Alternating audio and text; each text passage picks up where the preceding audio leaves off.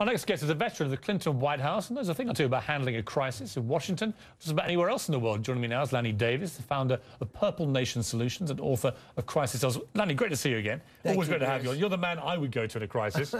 Lay my cards right on the table. I hope you never need I'm hoping I don't need you. Don't take that personally. Let's just go through a few contemporary crises as I see them. One is the ongoing gun control debate, or gun safety debate, as I prefer to say now. What do you make of the way that's being framed, and what do you think may happen here? Rule one are facts, and you've been doing facts, and a lot of other people do rhetoric.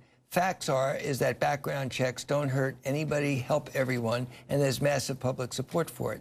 I think the Obama administration needs to focus on that fact, and they will get it done. What about an assault weapons ban?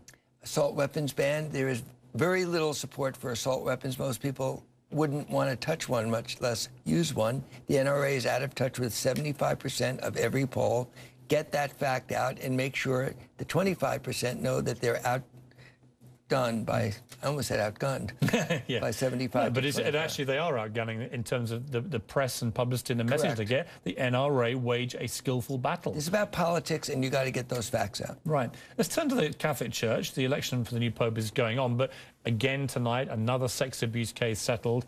It is a real contagion in the Church. What should the Catholic Church do about itself when the new Pope is in play? What should they be thinking to do? Look, this is about something very holy. And the Pope and the Catholic Church have stood for important spiritual issues.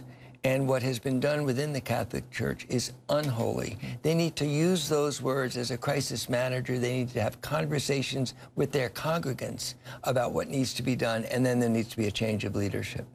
Let's turn to your, I mean, imagine your pet subject, Washington, dysfunction. I mean, I've watched it in complete bafflement for much of the last 2 years since I've been at CNN, wondering what on earth they think they're doing in Washington, because it's not serving the American people, which is what they're paid to do.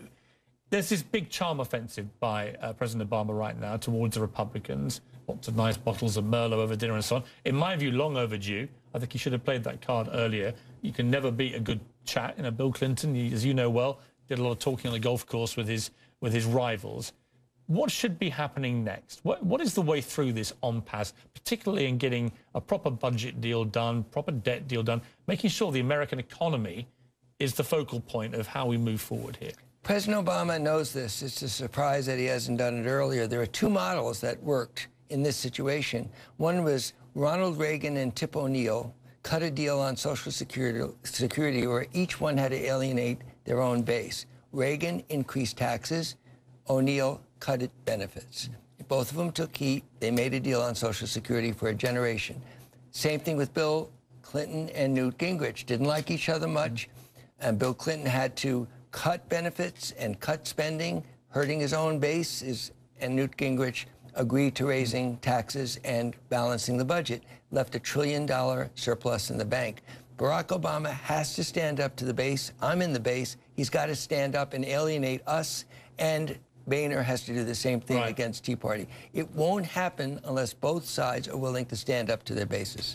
Final question. Lance Armstrong told the Texas Monthly today that the public will forgive him for his transgressions in a similar way to the way they forgave Bill Clinton. You were part of that forgiveness process, some would argue, for Bill Clinton.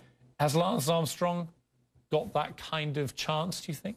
Well, a bit of a disclosure. I had conversations with his attorneys, and I think his Oprah first step was a good one, but not enough. And I think he has to do much, much more to ever put this behind him. But is it a possibility that he could be forgiven? I think American people are always willing to forgive if there's a teaching moment that out of what he went through, he can teach people about doping and teach people about what's going on in doping in all sports. He could end up, I think, rising above what he's He has to tell the full truth, though, doesn't he? I think at the moment people think, you know what, he hasn't come clean enough. Every detail. Tell it all. Lanny, it's a terrific book, Crisis Tales, 5 Rules for Coping with Crises in Business, Politics and Life. I commend it to everyone. And I hope you don't need my help. I sincerely hope I don't, but if I do, you will be the man I call. Thank you, Piers. Lanny Davis. We'll be right back.